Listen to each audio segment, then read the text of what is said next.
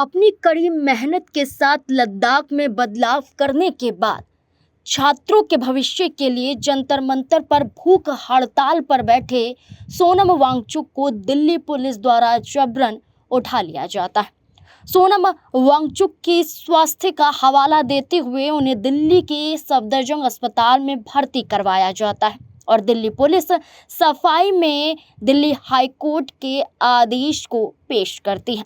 उनका कहना है कि दिल्ली हाई कोर्ट के आदेश के अनुसार सोनम वांगचुक को दिल्ली के सफदरजंग अस्पताल में भर्ती कराया गया है, जहां उनकी पत्नी गीतांजलि ने खेद जताया है। ये तक साफ तौर पर कह दिया है कि बिना उनकी अनुमति के सोनम वांगचुक को कुछ भी नहीं दिया जाएगा, चाहे वो इंजेक्शन के थ्रू हो या फिर मुंह के थ्रू हो।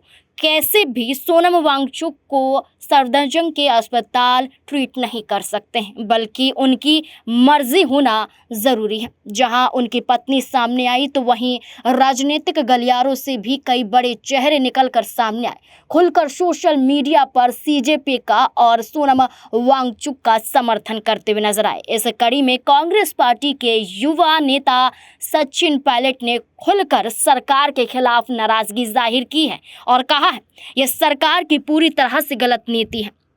सोनम वांगचुक लगभग 20 दिनों से उपवास कर रहे हैं। युवाओं के भविष्य और शिक्षा मंत्री के इस्तीफे जैसे महत्वपूर्ण मुद्दों को लेकर भूख हड़ताल पर है। फिर भी सरकार ने ना तो कोई बातचीत की, ना ही कोई चर्चा शुरू की और ना ही इस मामले को स्वीकार किया। कांग्रेस नेता ने कहा, अब बढ़ते राष्ट्रीय प्रभाव और बढ़ते जन दबाव को देखते हुए वे जवाबदेही से बचने के लिए उन्हें जबरन अस्पताल ले जा रहे हैं। अगर सरकार ने बातचीत शुरू की होती और उनकी मांगे मान ली होती तो ये कहीं गुना ज़्यादा बेहतर होता।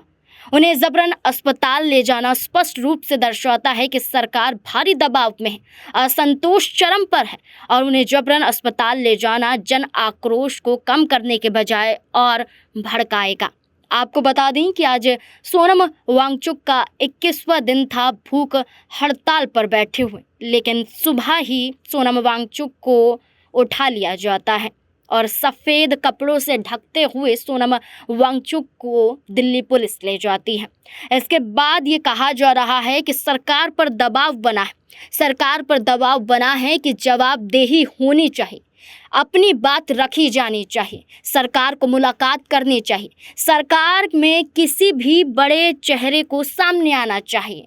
अब ऐसे में मांग थी कि केंद्रीय गृह मंत्री अमित शाह सामने आएंगे, देश के प्रधानमंत्री सामने आएंगे या फिर शिक्षा मंत्री के इस्तीफे की बात हो रही है तो खुद धर्मेंद्र प्रधान सामने आएंगे, लेकिन ऐसा कुछ नहीं हुआ। अब देखना होगा कि 20 जुलाई तय की गई है और तय अनुसार अभिजीत दीपके के जरिए कहा गया है कि हम 20 जुलाई के कार्यक्रम को रद्द नहीं करने वाले, चाहे हम पर कितने भी लाठी डंडे बरसा लें।